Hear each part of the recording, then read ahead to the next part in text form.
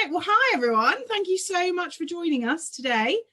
My name's Ellie Greeny, and I am the Managing Director of Transition Partners. I'm sure you're all aware of who we are because I'm sure you've either spoken to Sarah or Max, but we are a tech business change, transformation and digital recruitment agency born out of Leeds, which is Yorkshire in the north of England. But then we've kind of spread ourselves across the UK. And then 3 years ago, Sarah did a fantastic job of opening Berlin. Max has now joined her over helping support the Berlin office as well. And we've done a lot of work across Europe.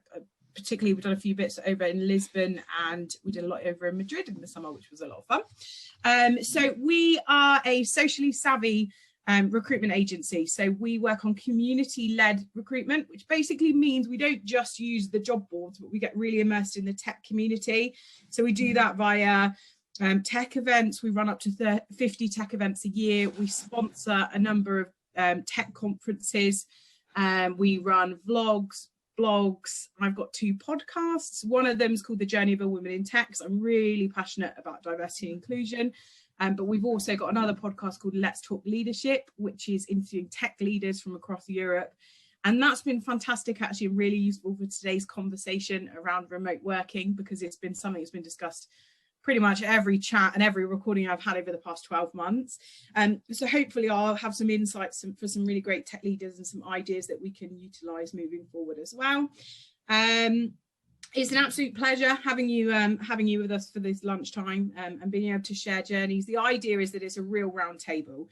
So we're all very open and honest about like trials and tribulations, what we really struggle with, and any initiatives that have worked. And the idea, what we like to do as a business is be really open and transparent so that we can all help each other and we can all do a better job, which is what it's all about. So if you're willing to get involved and share ideas, that's ideally what we want to get out of today. We do record our sessions, so you can feel free to share it in your business. It goes up on our YouTube channel. So as long as everyone's happy with that, obviously most of you are hopefully on here by video. We've had a few technical issues, not everyone, but yeah, that well. And the idea as well is that we're going to create like a bit of a white paper following today's event, so we're able to really share knowledge to the network and share ideas. So Sarah and Max have got a long list of kind of questions and initiatives that we're going to go through today to enable to take really positive action following today's event. But yeah, we really are involved in the tech community, so any initiatives you want to get involved in the future, if you follow us on Transition Partners on LinkedIn, you'll see all the great things my wonderful team are up to. Just let us know what you'd like to get involved in, and we'd love to get you involved in the future. But yeah, appreciate you spending your time with us today. I'll let Sarah. Cool. Just before we get started, I know as Ellie mentioned, we're having a few technical difficulties. So I don't know if Ellie or Max want to dip out and try and get Charlotte and Amira set up on camera. And we'll just crack on with the questions, just so if one of you can dip out and help. But I thought it'd be nice to start just to go around and everyone introduce themselves, what company they're working for and what their role is within the company, and also just to mention whether what your kind of remote setup was before COVID and what your plans are after COVID, whether this has changed or you're going to go back to kind of the same format. So yeah, I don't know who wants to start. I'm happy to go next. So yeah, my name's Chris. I'm based in Berlin. Have been here since 2012. Before that, I'm from the other side of the hills near Manchester. So the role that I'm doing now is based at Cargo One, and Cargo One is a company that's essentially like a sky scanner for freight forwarders to book their air freight from point A to point B. The company's around about, it was 37 when I joined. I think now we're like 55 or so. And earlier on in the year, they were fully based in offices, and now we are fully remote. No offices, no intention of going back to office. So I can definitely share some learnings around kind of providers that we're working with, everything about documentation and any other tips and tricks that might be of use to anybody, but also interested in hearing how everybody else is getting along. Cool. Thanks, Chris. I'll go next. I'm Sanita Outahag. I'm the Director of People at Scout Bee. We are also an AI company like so many in Berlin, and what we focus on is helping shorten the scouting process for finding people and finding new suppliers. It's been an interesting time for us because it's been a really good time for our business because it's been hard to find certain things to be manufactured. We've done a lot of sourcing cases for masks and protective equipment for healthcare workers. Our company, we hired 70 people last year and lost 46. Some of them were interns and it was supposed to end, but anyway, but still the number 70 in my head in a global pandemic was crazy. I couldn't believe it when we added it up. I've been at the company a little over 18 months and we've gone from 80 people to 130 people with our losses as well. It's definitely been an intense year. I'm curious to see where the questions lead us. Definitely good to explore some ideas today. That's fantastic. What a year for you, 70 hires. No, that's amazing. I don't know if Charlotte, if you heard, because I know you missed it there, but we're just going around introducing each other and the company, ourselves, sorry, and the company, and then what your working situation was before COVID and what it will be after. I heard everything. I just perfect. Oh, good. I didn't know if you missed it. I don't know if Denise or Charlotte, if you want to go. Yeah, I can go next. So I'm Denise. I'm originally from Cyprus, but I left Cyprus 12 years ago. I moved around a bit and I've been in Berlin for 6.5 years. I'm currently working at Selix, which is an Amazon software. We have a tool for Amazon sellers, big, small, so that they can manage their sales. We had 2 offices. I'm an HR business partner, by the way. And I mainly partner with the leaders just to help them, have a smooth process. So we had 2 offices, one in Berlin, one in New York. And just before the pandemic, we were looking to move in New York. But because everything happened, we don't have an office in New York. And in Berlin, we still have our office. Before the pandemic, we were not really a remote working company. We had in total 5 days per year that people could work remotely because our management team was really very opinionated, let's say, in a good way about our culture, and they really wanted to see the people in the team believing in the random encounters, and we have and had a very strong culture, but with the pandemic, of course, we are now a remote first company, although our office is still open in Berlin. Almost nobody goes. We did introduce some processes so that we can make sure that going to the office is safe, but still people are preferring to work remotely. I can share what we have been doing so far. My main questions are about the social aspect, because we had such a strong culture. Now our team members are like, okay, when are we going to continue with the social part? I mean, we did try a couple of things, but now people are really getting a bit, restless about the social part. So I'm curious to learn a bit about that too. Certainly really tough, and a challenge that we face as a business. Obviously, working with recruiters, they're a really sociable bunch. So that's something that we've been trying to do. So yeah, excited to be able to share some ideas on that with you. Hi, Mira's managed to get to. Fantastic. Good to see you. Good to have you on. Just in time as well. Yeah, lovely. Well, what we'll do is we're just doing introductions, Amira. So perfect timing. I think we've just got Charlotte left, and then we'll go on to you. So that'd be great. Perfect. So my name is Charlotte. I'm the Chief of Staff at Lingoda. I'm with the company for 7 years now. So a little dinosaur in a round of newcomers to the companies, let's say. So I've really seen the company grow from, I think I was employee 14 to now we are 135. So I can relate. We have hired also plus 50 people last year, and like the majority in the second half where the pandemic was. So we had to really tune up our remote onboarding, remote recruitment process, making sure also the social aspect is of course there, right? So we are Europe's leading online language school. So we teach face-to-face, and we try to help people build a habit in order to get fluent in the language, right? So very life-changing when you think about about, okay, the pandemic, we have been certainly not been affected in a negative way. It was a boost for our business because suddenly people, especially in the first wave, kind of had time and money to spend on education, right? So a lot of positive buzz around in our area, let's say. And I think one thing that we were complaining about a lot was the amount of people we had to hire. Also this year, we're looking to hire another 150. So really growth, like kicking in high. The thing is, though, that it's a good problem to have in this pandemic, right? It's like not about needing to make plans on how to get people off the plane, but actually getting them on board. And I say that's the fortunate side of things at the moment. Yeah, I think...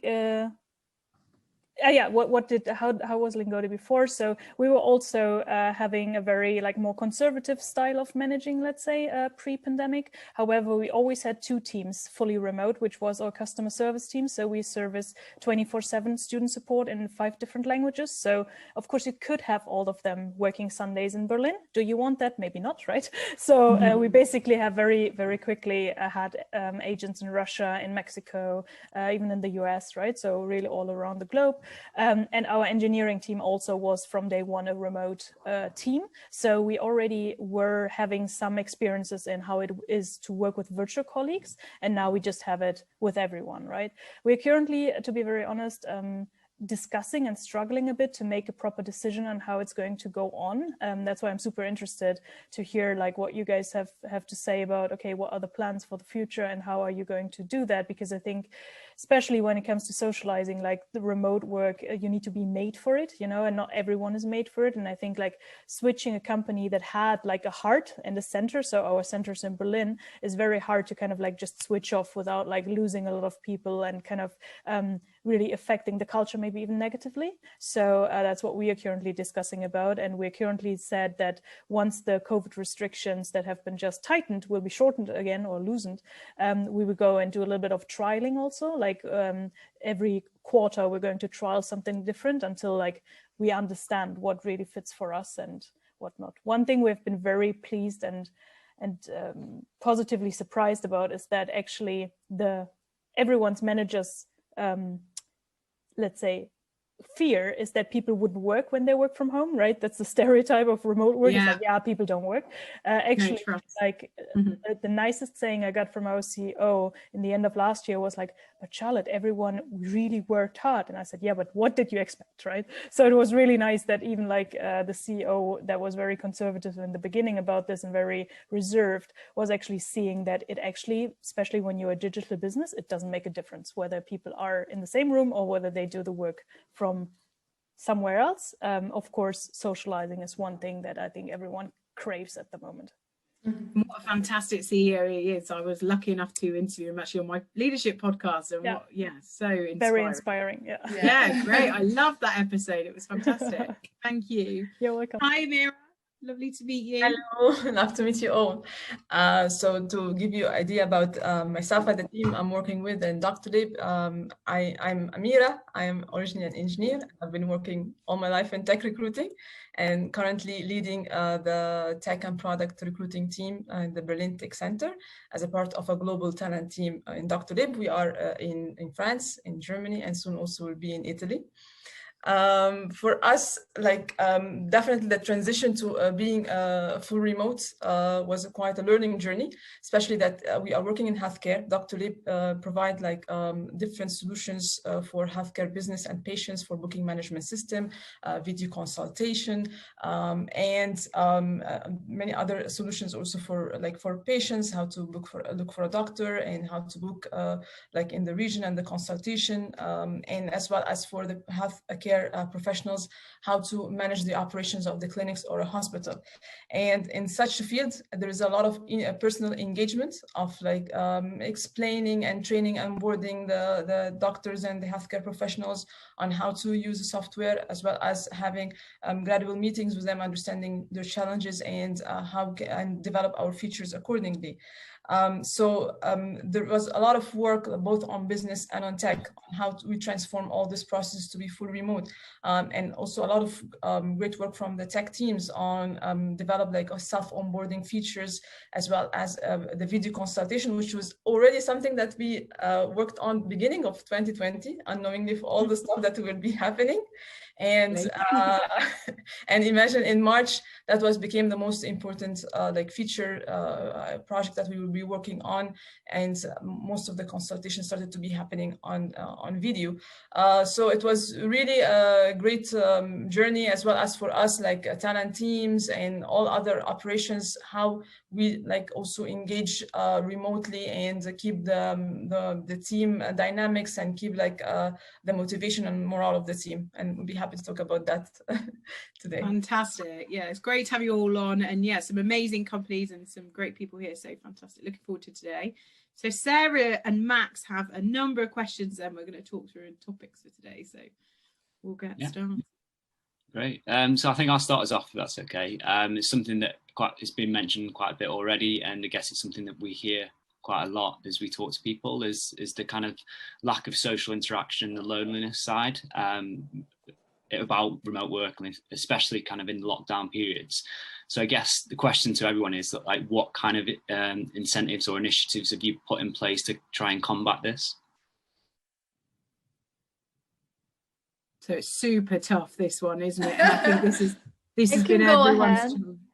Sorry. Yeah, perfect. I wrote everything down. We didn't come up with like groundbreaking stuff, but we did a couple of things. So I'm just gonna start off. So the first thing we did was actually to create a Slack channel for like coffee break, because as I mentioned, everyone was super social and people really wanted to like interact with each other. In the beginning, it was going really well. People were using it to organize coffee dates or like sharing some pictures of them and their cats having coffee together. But then at some point it turned into like coronavirus news channel and like the restriction update channel. So at this point it's just about the restriction update, so it was not that successful, but we still have it in case people would like to share something. Another thing we tried was to create a challenge called Window to Your World Wednesday. This was very funny because every day we came up with a weird topic that there would be like a picture competition with a specific theme, like your most ridiculous work outfit or your biggest house renovation project or like your dead plants, and people would share pictures, and the one with the most amount of reactions would win. They would win nothing, but it was still fun because people were really engaging.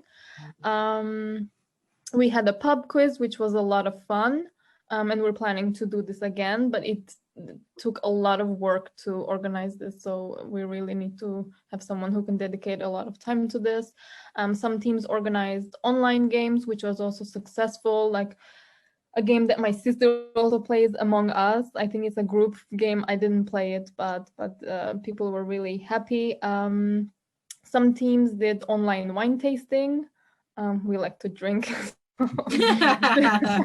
We've also done that one, and it was a big success. It was good. Keeping the traditions alive. Some managers delivered care packages to their teams, which was really great. And this was not a people and culture initiative. They just did it. They put like masks, fruits, healthy stuff, and books to their team members, and they delivered by hand. We used to have happy hours every Thursday and Fridays in the office. We tried to do this virtually, didn't work, it was awkward. People were coming in and out and not really engaging. So we just eliminated this. And the last thing that just started now was that we have a monthly company meeting where it's usually about the strategy, etc. But for the Christmas one, we made it a bit interactive, and the management team was asking weird questions like, what was the most interesting show you binged through this period? It was The Tiger King or RuPaul's Drag Race. And out of this came RuPaul's Drag Race, how do you call it? It's like a Best show on earth. A roaster. We organized a RuPaul's Drag Race roaster, which is ongoing right now because every week there's a new episode and everyone is making guesses on who's winning and who's losing. This is the hit right now and everyone is super excited. So yeah, and right now that people are sorry, I interrupted someone. No, I think you're sorry. Okay, now that the restrictions are continuing, we have some parents within the company. We're thinking of doing something for them, like sending like a children's package or something like that. We don't know yet. But yeah, this is what we've been doing so far. Maybe a bottle of whiskey or something stronger. Yeah. Are you a parent, Sunita? Is that an SOS? Usually, my son comes in here. He never wears American pants. He is wearing British pants, or he comes in here dressed like Batman. Ooh, Nice. So Love it. I think that's really nice though, to be able to have those intimate moments, isn't it, into people's lives, and it's really interesting. And I think that Denise was some amazing ideas there. I think it's kind of what we're all trying to do is get away from that loneliness piece, isn't it? And I think I was just quickly trying to have a quick look on my notes, because I run a podcast with a guy called Martin Sabag, who is based in Tel Aviv. He's a CPO, and he told me about this tool, and I'm trying to think of the name. I'll find out and I'll email it all out to you, but it's what gamers use while they're on like their PlayStation or Xbox. So he actually found it because his son used it, so they can all talk to each other whilst they're still working, and it's not, so he's been using it in his office, and he said it was a really great Discord, way to Discord. I don't know, has anyone else used Discord or tried it before? Yeah, our product team is using it. My You boy enjoy uses it, like it? I haven't used it myself, but we got positive vibes. Like, we use it more for like people can drop in and out for like a coffee chat here and there, and it's a little bit the same as what Denise explained. Like in the beginning was super popular, and then at some point it's like, oh, I need to talk to people. I'm just not going anywhere, you know. So it was so I would say, but I think it's a good initiative to just it be there, you know. Yeah, I think he said for his engineers it worked really well whilst they were just like, he said like sometimes they don't talk that much, but then other times if they want to they can, and you just kind of feel like you're not alone if you particularly live on your own or anything. Great, that's fantastic. Anyone else got any great ideas? Yeah, sure. Like Or Amira. I would say that definitely. Also, we were at the beginning doing a lot of lunch within the meetings and coffee, and we have a beer also after work hours. But and also the Among Us games for sure. But I think for some people they started to have like some kind of burnout because they felt, okay, I'm in so many like such kind of social meetings. Besides also a lot of meetings for work. So we started also to like make psychological support for people, because there was definitely a lockdown fatigue. So there was like private consultations with like psychiatrists or fantastic. Yeah, and that would be like a confinement for sure. As well as with the part of the parenting, we also made like a support group for parents and like activities in terms of like to be like zoning off during the day several times. Could be in the morning, afternoon, the afternoon, like depending on the schooling for the kids, as well as different like a parenting package with different support of activities and rituals. And also talking to the support group about any kind of stresses that a person could be going through now. So this is also like a couple of things that we did at Dr. Lib. That's fantastic. That's brilliant. Some great ideas there. And I think by having that support is really great. And we're looking at the moment, the guys probably don't know this, but we're looking into it, is we're looking at using like a mental health well-being app. I don't know if anyone's used one of them and any been successful. Yeah, we've been using it called Headspace. So we sponsored this for like now a total of 6 months, I think. And we got really positive feedback of like people really being able to disconnect and kind of like really being zen with themselves, right? Because I think that the hardest part for what at least the feedback in our company was to really turn off the computer in the end of the day. You know, you kind of like have the the false impression you need to keep going, you're home, you can't like just switch off. And we try to really install also rituals, right? So we have our management team oftentimes also post tips and tricks how we deal with things, and that generally is very well perceived because you show you're human, you know, you're not some sort of like superhuman that can just like go on forever, but you're basically saying, hey, you know, I had, for example, very trouble in the beginning to not fall off my bed into my laptop, so I had to kind of like have a routine of I just go around the block every morning in order to kind of have some sort of like walk to work kind of thing, right? Because otherwise my brain is just not like in the mood, let's say. And a lot of people have adapted this in order to like have their own habits and build it, but it takes like a lot of like discipline in that sense, and I think Headspace helps a lot with this. Have you tried it the other way around at the end of your day as well, to wind down? Because that's important as well. I think, like you mentioned, that's the tough thing. I think a lot of us initially we're just spending way too many hours. But I think also lunch break, right? I want to see the person in home office who really takes a proper 1 hour lunch break. I think they are rare, and I think like encouraging this all the time like helps. So what we also, maybe to build on what Amira and Dennis have already said, what we've been doing is we've also realized that if you just put 130 employees in one chat room, that doesn't work. So you kind of need to have 3 or 4 to really have a conversation going. So we use breakout rooms from Zoom to just like randomly pull people together, put them in a room for 10 minutes, let them speak about whatever. We generally now started called chat roulette. Every Wednesday in lunch break you can do that, and it's like it always has like a topic, right? Okay, today we talk about food. What's the craziest food you've eaten? What's your favorite animal, and stuff like that. And paired with that, twice a week we have a 15-minute quiz. We use an app called Kahoot. I don't know if anyone knows that.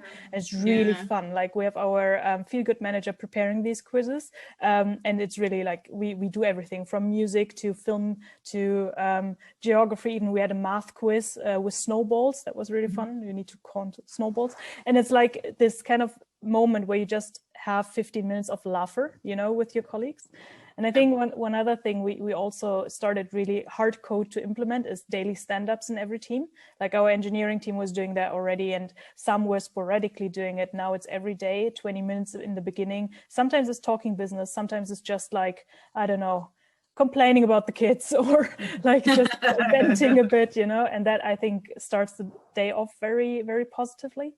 I think that's fantastic. One thing we did actually this lockdown, we didn't do it the first couple of times, but we thought coming into this lockdown, we looked at as a business and we spoke to our non-exec director, and she was like, if everyone did 6 hours of great work, that would be enough, right? That would, if we could even get 6 hours that were quality work out of everyone, it'd be brilliant.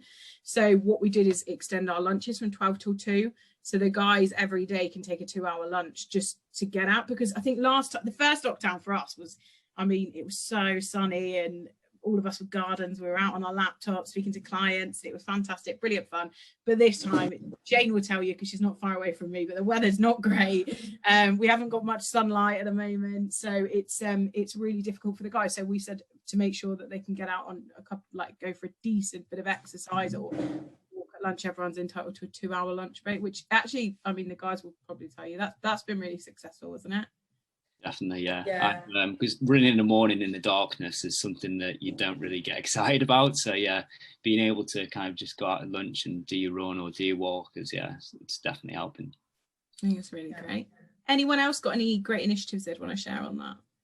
I wanted to go back. I wanted to go back to the mental health thing. We launched something called Better Health, which is a US app where they have 44 languages, but you can talk to a counselor.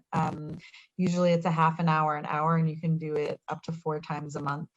It's not that expensive. I think it's about 100 euros per employee, and we paid for the first 2 months for the employees.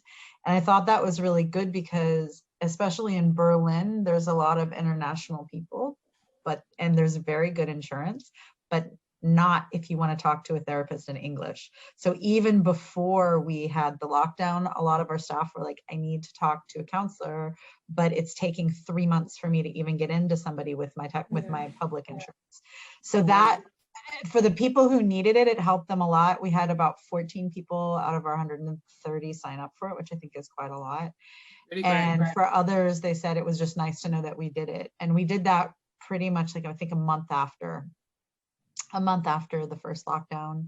Yeah, just in case you're looking for something like that, because for us, it was really like, even though people had access to mental health, theoretically, like nobody can speak German. So how are you going to go get good therapy in a foreign language? I know language school, you know.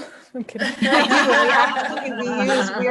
I'm going to just tell you, like, I've been using Lingoda since 2016. So Ooh, yeah, I'm like, I'm a next. snotty first mover user, whatever. Nice. But I've been using it since 2016, and we do have Lingoda as well. We have a corporate account with you guys. So. Oh, awesome! That's so great. Perfect. Amira, did you have something else to add?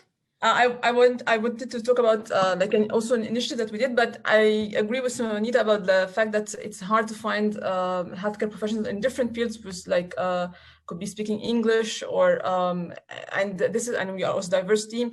So this is one of the things that we made sure that for the list of doctors that were in the list that would be providing the support, that would be like French speakers, German speakers, and English speakers, because we have our biggest sites as well in France as well as in Germany, and we have very diverse team in both countries. So this was something important. The other thing also that it was a good initiative, especially when you have people that joined in the lockdown. And I don't know if you even have the situation that you had a whole new team together joining all in lockdown and they haven't met before, and you missing the fact that they are in the office getting together, going for lunch. So we had some kind of initiative, like it's called Who Am I, which is every person write some kind of a description of themselves, like what they like, what do they don't like, what time they like to have their meetings, what time they would like to talk, when is their productive hours during the day, for example, when they are in a meeting, what things that they would like to have prepared before, things that would tick them, things that would get on their nerve. So it was very, very good. That's really good because it's like a really personalized approach, isn't it? Yes. So it was very good, especially for the new teams, that they get to know how to approach each other and get to know more insight about the person that they are working with. Perfect. One thing Chris, to add on that, sorry, is also I was thinking about this how do you transform that culture vibe that you usually have in the office through Slack, right? And one thing, so we use Slack and Zoom, and one thing that these 35 plus people that we've hired in H2 have told us is they can feel the vibe through Slack, and that is something I'm very proud of, because one thing that I think is unique to Lingoda, and I don't know how your guys' chat looks, but under every message that's an announcement, there's a bar of emoticons reactions, right? It's exploding everywhere. And we have now started to actually every day, from the people and culture team, to kind of put a tease question out so that people would engage in the thread. And it's super popular. From 130 employees, I think we have at least 70% engaging regularly. Wow. And that's just amazing, What was your tease question today, for example? Let me check. I forgot already. No, it was, one second. It was from Alina, our Russian intern in the people and culture team. She wrote, "We had traditions around the world. That's how some Russians spent their day yesterday. Not me. It's a part of a celebration of baptism of Jesus, but I know people who do that just to challenge themselves," with a picture of an ice bathing man. And so, oh, wow. Yeah, underneath we now have 19 comments and not so many emojis today, but I think it's 25 or so. So it's just random things, to kind of break the ice in the day, and that works really well for us to kind of transform that vibe, because even though we all want to work cross-functionally, and we do work cross-functionally, you're still very siloed in your function, especially when it's remote, and this kind of allows everyone to kind of see who everyone is. Yeah, I love that. There's loads of interaction in what all of you guys are discussing, which is fantastic. Chris or Jane, is there anything else, any ideas that you've had that have worked particularly well that you'd like to add? Yeah, sorry, I also had to move rooms as well because internet wasn't doing very well. Change of scenery. Yeah, change of scenery. There was a couple of things I was thinking about actually as the conversation was going there. I think there's, for me or for us, there's this element of the existing people and the new people that we've talked about as well, and how you kind of bring them into the culture, and how you also help them immerse into the culture, and then also help the existing people like get to see their new faces and understand who are these like people that we're bringing on and how is this going to impact us. And we've really started using Loom a lot for this. So we use it a lot in our recruiting processes. We use it a lot in our pre-boarding. We use it for our onboarding. So there's always this like nice touch between kind of the old, the new, the existing, and so on and so forth.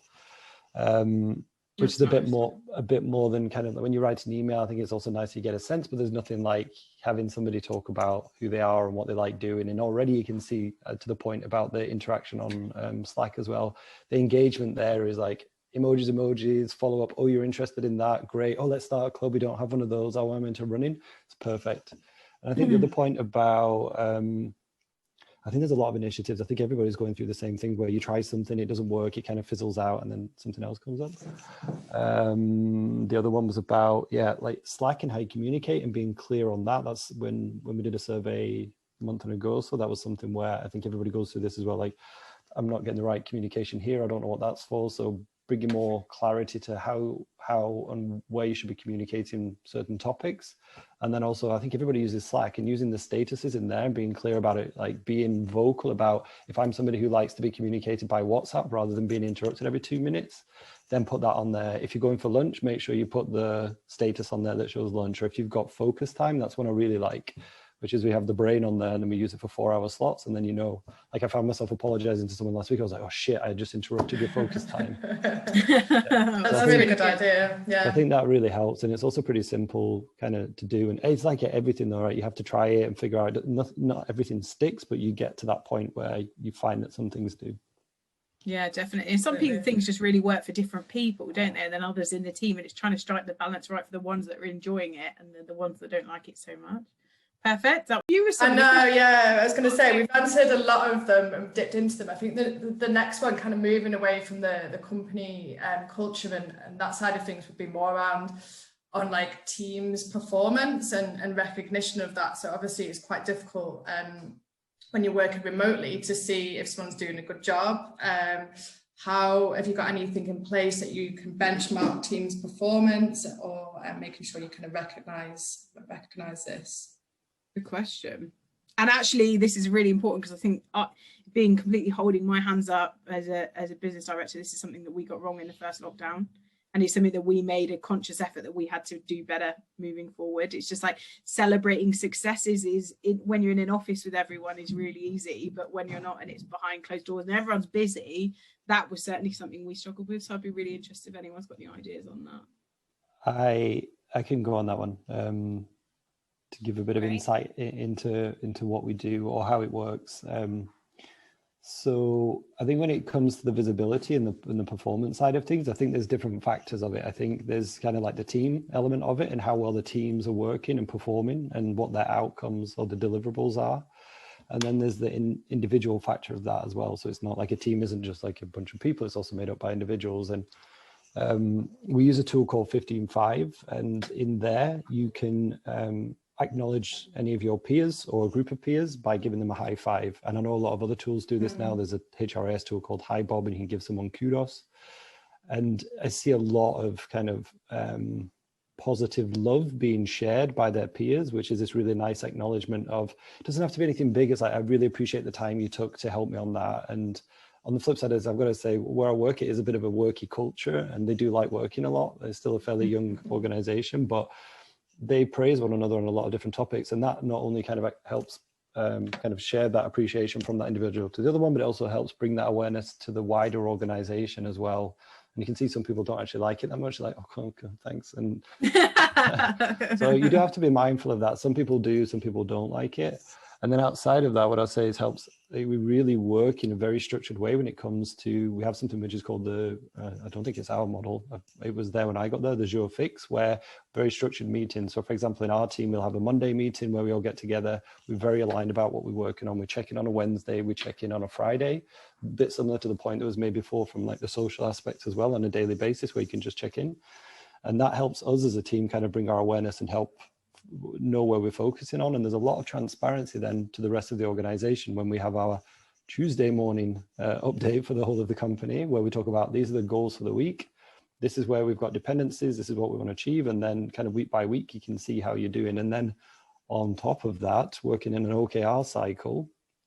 We don't work in OKR cycles like January to March is Q1. It's more like we have probably about, I think it's 3 main OKR cycles in a year and then sprints in between. There's always this kind of awareness and this accountability of how we're doing as a team. And also what I really like about the founders, I have to say, is where they call out examples where people failed in a good way. Like this team dropped that initiative because the other team needed support.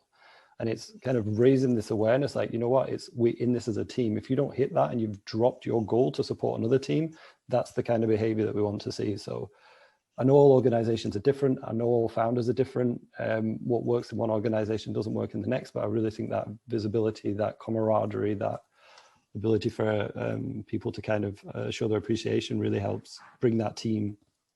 That's really great and super important, I think. Together. Yeah, definitely, because of like attrition as well, because obviously that's something that we'll probably discuss, I'm sure, further. We'll just have to watch for time, won't we? But losing people during these times, which I think something's been mentioned already, but that camaraderie is super important, and sounds like you're doing a great job of that. So yeah, great, Chris. Anyone else got anything to add to that? Just that we use a tool called Leapsome, which we've been really happy with. We can run our climate surveys in there, our 360 reviews in there, and then there's also a kudos wall. So people are giving kudos there, and it integrates with Slack. So it'll push it to Slack and people will see the notifications there as well. I think from our side, we've been very fortunate in that event because we hadn't had to change during the pandemic our review cycles. We were, since I think 3 years, we're having something called PMP. I think it's a very American approach, which is basically a performance measurement system, if you want, which basically half yearly we agree on, okay, this is what we're going to achieve as an organization on like a very big overarching structure. We then agree on, okay, by department we're trying to achieve this and this and this, and then by the individual employee this means, okay, we have a handshake agreement, this is what we are going to achieve together. And this kind of was just the same whether you're discussing this in the office or over Zoom, so that helped a lot, I think, to not drop performance, rather drive it up.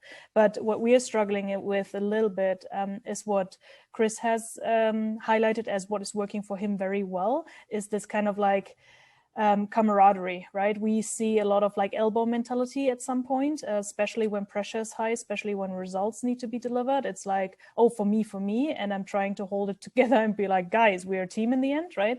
But we have a lot of work to do there, and we're even looking now into virtual team building events, especially for our leadership team, simply because half of the team is new, has entered in 2020 throughout COVID. So we have that actually in our team, that we don't know each other, right?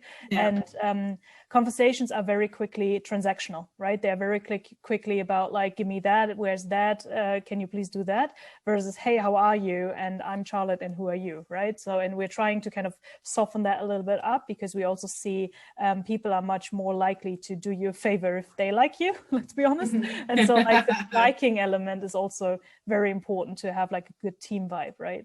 So yeah, but that's something we're struggling with for sure.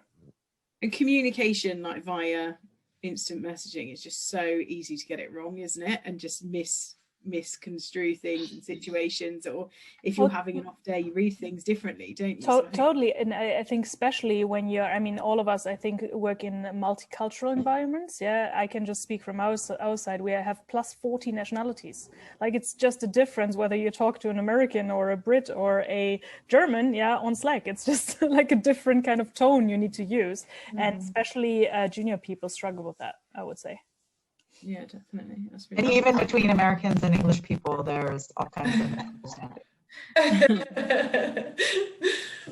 Like, if there was something positive out of like the whole COVID situation, is that it changed the mentality of the micromanagement. All the managers were having this kind of perception that the team will only work if they are all in the same office and I'm seeing them and I'm watching over their shoulder, then they will be able to work. And that's why I think even for those who were not gonna ever adapt their processes and their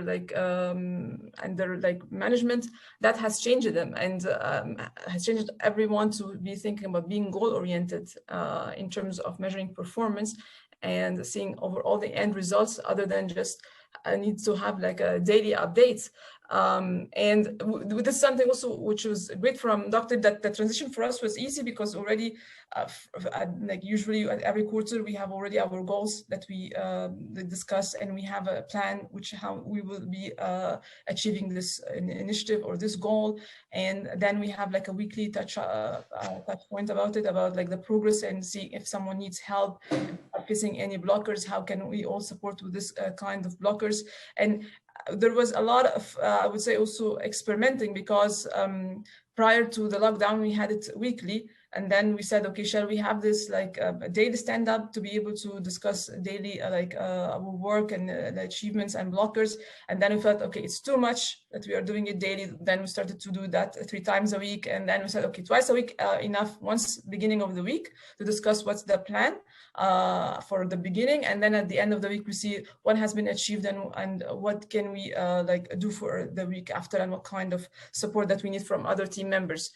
So this is also something that we like. I think a lot of people has experimented, and nothing was concrete from the beginning, and this is also what we have been through. And it's all about being flexible and adaptable and taking the feedback of the team, because sometimes also we as a leader, we think that, okay, that's a good idea, I will do it. And then you feel that the team is not maybe happy. So also taking their feedback. What do you think of the frequency of this meeting? What also do you think of the structure of this meeting and what we discussed, and having their feedback constantly about how to develop the setup of the interactions. Yeah, I think you made a good point there about it all being a journey as well. We're all on this journey together and hoping to improve everything. So I think that's really great. Sarah, I think we've probably only got time for one more question, because I was thinking it might be good if we do one more question that you think is important. The rest we can save, and hopefully this is something we can do again moving forward. Yeah, I think Max was going to go with the next one. Perfect. And I think if we can end, maybe if we all have one key problem that we're all facing, and then at least hopefully together we might be able to solve a few issues as well. So I think that would be good. So we do one more question, then we'll go to any key problems anyone might be suffering with right now that we might be able to help with. Sounds good. Yeah, no problem. So I think we move on to kind of recruitment next, and how's everyone finding kind of recruiting remotely, and what have the biggest challenges been, and how have you kind of been successful, especially kind of recruiting locally as well? So Sunita's probably got a lot to say about this, because she had a busy year last year. I would defer to Amira, because I know her director over there, and she has 70 a quarter, not 70. Right, okay, there we go. I think that I'm embarrassed with my 70 a year, because I know she has 70 a quarter. I think the biggest kind of question is, how have you found it easier to recruit remotely, or when you're kind of being able to branch out to anyone, or if you find the process more difficult? We heard kind of different stories around this. It'd be interesting to hear. Well, I think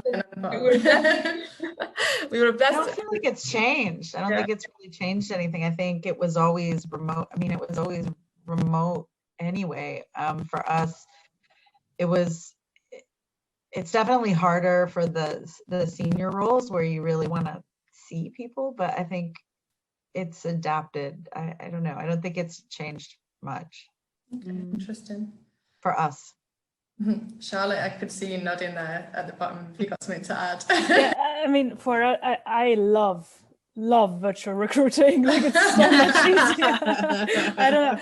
I really have, but that's me personally. I don't have trouble building connection over Zoom. I know some people have or struggling with that. For me, it's just like a very natural thing to do. So I don't feel like I'm watched, or I'm still myself, whether I'm in the room or over Zoom. I think that's a big plus. But I think overall, it's also just so easy to take notes, to kind of also with your interview partner exchanging, hey, do we continue? Don't we? Right? Normally when it's an in-person interview, and I'm all about efficiency, hence like my approach, maybe like it's more efficient because you can cut an interview short when you realize it's just not going anywhere. You have not made the person come all the way to your office, have invited them maybe for a 2-3 hour interview, and need to stick to that plan, because otherwise it's not polite, right? Hashtag candidate experience is important, right?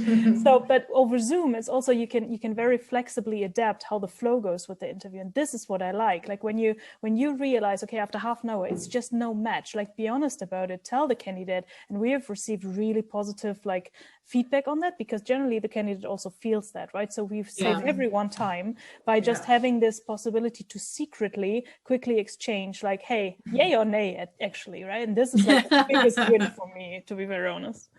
I love that honesty.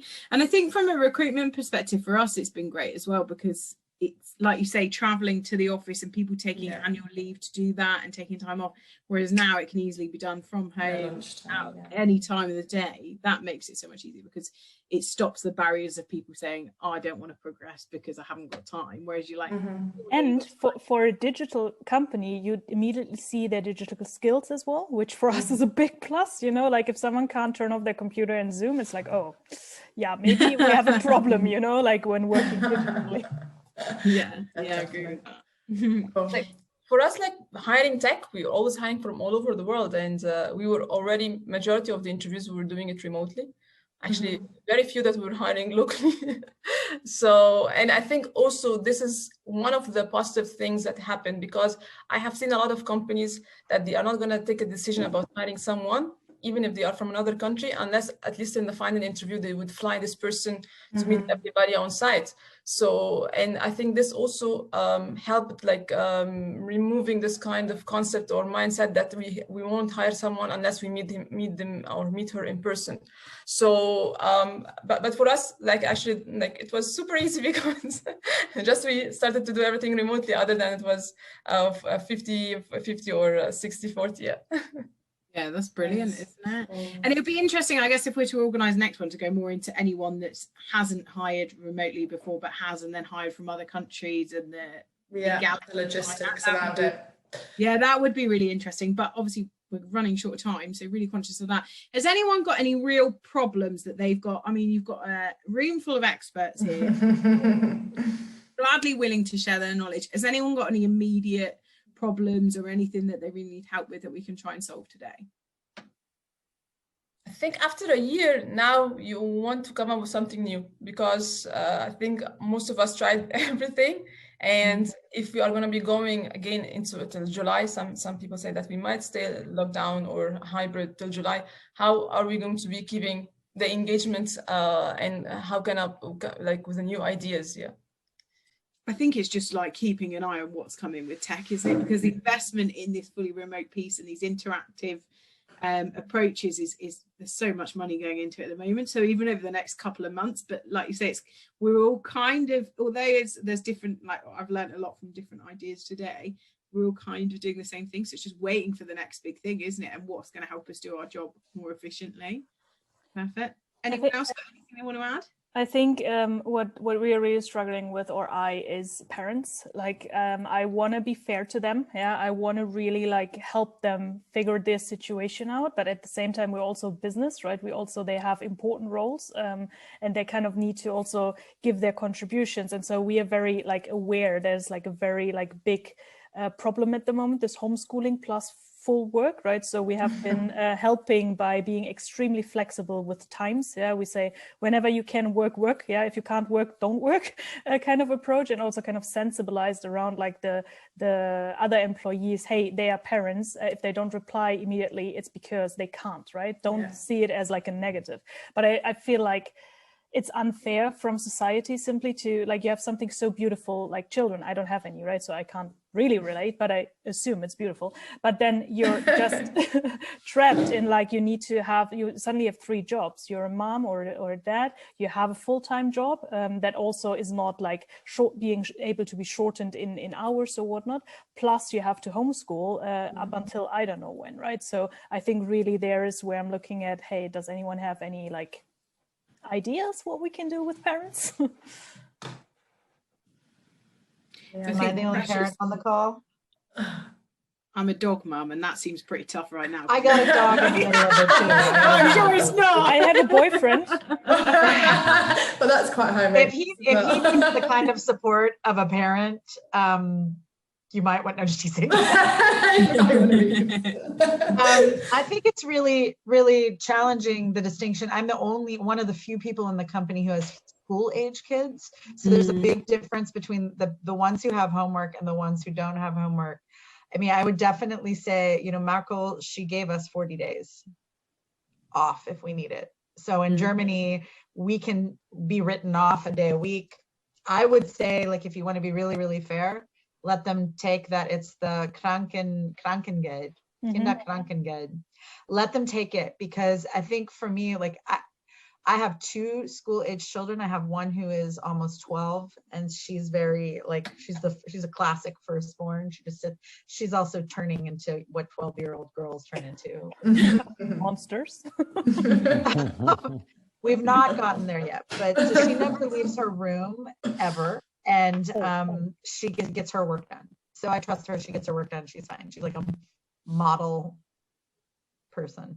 Like that. My son, it's like we got it down to the only way he can do homework is if he's listening to Coldplay and drinking hot tea. I don't know what it is about this combination. Pretty relaxing, both things. He likes Coldplay and it calms him down, and then he has the hot, and so it's this joke, like Coldplay hot tea, and it takes him about 2 hours to get his homework done. But it's that structure for them, and if I can't push him, I can't, like, so it's just very, very challenging. So I would say, like, letting them maybe take that one day and then distributing it that day across the week would be good. Like, say, like, we will give you this one day that Merkel gave you. You're going to have reduced pay for that day, but take the hour and a half a day to sit down, focus with it. Because if I can get him in position and put the Coldplay on and have the cup of hot tea and explain the things to him that he needs to do, he will do it on his own. But it's like that, it's like the startup with him, and each kid is so different. Like, even with 2 kids, like, he's the one that needs that attention. And if I can't give him the attention, he will freak out. Becomes as Batman. It's so tough. It's so tough, isn't it, getting it right? And the amount of pressure these parents are putting on themselves as well. I mean, we've got a couple of parents that work for us at Transition Partners, and it's feel awful. And I think, like, from a company perspective, all you can do is to support, but also, like you say, at the end of the day, there is a job that still needs doing, and that's tough, and they must put so much pressure on themselves. So no one envies anyone helping with homework, especially when you're leading, because often, like, the teams need that same energy that you need for your children, your team is taking from you. And so I found it as a mom, like, really, really challenging to, like, have this knockdown, drag out fight with my kid about the homework. I have no time to recover as a human being. And then I have to get on a call with an employee. And it's just like, at a certain point, I read the most amazing quote a while ago. I don't remember whose. It was just a random quote from Twitter where it said, everybody needs so much more than anyone can give right now. I mean, I had it myself like a week or 2 ago where I just broke down and cried in front of my whole family. And I'm like, that's it. Mommy needs somebody to take care of her. No, somebody needs to take care of me. And then my whole family, like, my kids started cooking, like, themselves. So, but Chris, what has been your experience with it, and, like, what would you advise the uninitiated parents? Yeah, I think it's a tricky one, because, I mean, just because you've got kids, it doesn't mean, like, the kids at the different ages have got a more, like, I don't know, able to take care of themselves. But even because they're older and they can take care of themselves doesn't mean that kid is. It's constantly. So you can probably see my wife behind me. So we work in here. I was out there before where she was in here. We were swapping around all the time. As parents, you have to be really flexible, and you have to manage this, as you were saying, this world that's going on, and then your team, and then the rest of the organization. So as an organization, I'm not looking for anybody to do me any special favors. I'm just looking for somebody to be kind of human about this and understand that, 1 minute I'm going to be on, and the next minute I might not be on. But I kind of hold myself accountable for kind of delivering on all these different topics, tasks that I have to do. But it just might be that I'm not as on it as I once was when they're in school and I'm working at home. Like, I work 4 days a week, and on a Monday I used to have the Monday off, and now I'm like homeschooling all day. But that's how it is. I do on Monday, and then my wife helps out the other day. You have to balance everything, and it's stressful, it's shitty. But, like, yeah, that's parents. But I think there's also other people who don't have this, who are also going through the battles, as we talked about before, with isolation and well-being and mental health and those kind of things. So I think the most important thing as an organization is just to give people, like, cut them some slack. Like, I don't give people the time. Yeah, give people the time to figure it out and have an open discussion about it. Like, what would work for you? How can I help you? Because that is what people will remember as well when we come out of this. Yeah, Yeah, and actually for absolutely. parents and for non-parents, it's about encouraging our team to take leaves, because what happened is like a norm. If you have noticed that people stopped taking leaves because for them, it's taking a vacation is just only related to traveling and being going outside. Yeah. Yeah, and people started to, their vacations are piling up and they are burnt out. So things also that we did at Dr. Leave, that we encourage the people, take your leave, even if you're going to be staying at home, watch your favorite TV show, cook. We made even a cooking channel that people are sharing in. People has to take their vacations, even if they're going to stay at home, because that affects their mental health. Yeah. We had the same in H2. Like we went into Q4 and I think we had over 70% of vacation days left in the company. And that was a bit like, okay, if everyone needs to take that now, like we don't have a workforce anymore, right? Like everyone's just having 3 months off. And so we were really scheduling and making sure like people in between, I think it was November, December, January, February, like everyone has at least a week off somewhere, right? Because we had the same as what Amira said. It's like people burning out due to non-socializing and just having only work and being a robot, right? You're not doing anything excited. I mean, my excitement is puzzling at the moment, right? I mean, I think it's so important there. I think Sunita hit the nail on the head earlier when she was saying, like, when you go to your next meeting and you've got to go in smiling and you want to be full energy for your team as leader, and you kind of get to a point where your tank is empty. And I actually got to that point in December, and luckily my boss gave me the whole of December off, which was fantastic. And at the time I was like, we're in lockdown, there's not much to do, and is it the right thing to do, and is it the right thing for my team? 2 lovely members of my team here, we're really happy to encourage it. And then I came back into 2021 ready to hit it and help grow the business moving forward. So I think, like you say, encouraging that time away and being able to support your team is invaluable, and it's so important. So I think it sounds like you're all doing a cracking job at that so far, but any little minor improvements are going to help along the way. Chris? Can I just one point on that, because I read an interesting article at the weekend about it. I think a lot of it is also, not hiding what it is, how you're feeling about things, and not bottling it up and just admitting it. So if you do have a team meeting and you're honest about it, just say, listen, I had a shitty morning or something else. It's nothing to do with everybody here, or just being open and as visible, as you feel comfortable with it, because you're not setting a good example to your team. If you're hiding it, you're bearing it away. You're not setting a good example to your family, your friends, if you're hiding and bearing it away. So the stuff as it is sometimes, and the stuff as much as you think you're being judged by it and maybe measured by that, I think it also takes a lot of courage to do that, but also is the right thing to do. 100% agree. And it's funny, I told our CEO, who's super techie, that I said, in the people team, we do this. He's like, that's strange. And I was like, well, we have to, because everybody's like sensitive. So they're all like, what's going on? What's like, something's not right. Like something's off here. And like, so it's easier to just give it a name quickly. Yeah, you're better off being open about it, aren't you? And then being able to help each other move on from it. And it's half the time, isn't it? Like when you just can't face another Zoom call, like no one needs to be on Zoom all the time. You don't need to be present, and like you can kind of do it in the background if you've got other things going on in personal life. So I think that was fantastic. And I really enjoyed chatting with you all today. So thank you so much for taking the time out to spend your lunch with us. That was incredible. I definitely think that there is legs behind kind of putting together another meetup, maybe like once a month. We sit, we'll chat and invite other people that you think might be interested. Obviously you don't have to come every month, but do it as like a pop in, and we can kind of keep some of these discussions going. There was plenty more questions that we didn't get to there's definitely, I mean, in general we were going to try and have this as a series anyway, just as a general thing, with people sharing what's their strengths and struggles. But I think there's definitely probably room around the whole COVID remote thing for another couple of topics at least, I would say. And then every year, like every month, we can have a different theme or something. So if you're interested, we will send feedback forms following the event today, but just be really honest. So all of our events, they're kind of shaped and have developed over the years via feedback. So please just let us know how you got on today. And feel free to, as I said earlier, have a little look on our LinkedIn profile. If you want to get involved in any of our other events, we've got loads of great things going on. There's actually, we've got a running series called Taking Time in Tech, which is all about mental health and well-being in tech as well. I've got an event next week around sustainability in tech. So if anyone is interested in getting involved, or you want to get any leaders involved in the podcast, that would be awesome. As I say, I've got one about women in tech, and also one called Let's Talk Leadership, where we usually sort of interview C-level leaders from all across Europe about their journey. So any unique stories, like Michael's was cracking. He did a fantastic job. If anyone's interested in getting involved, it would be fantastic. And been lovely meeting you all. So thanks so much for spending your time. Thanks for taking the time out. Thank you guys. It was really nice. Bye. Take care. Goodbye.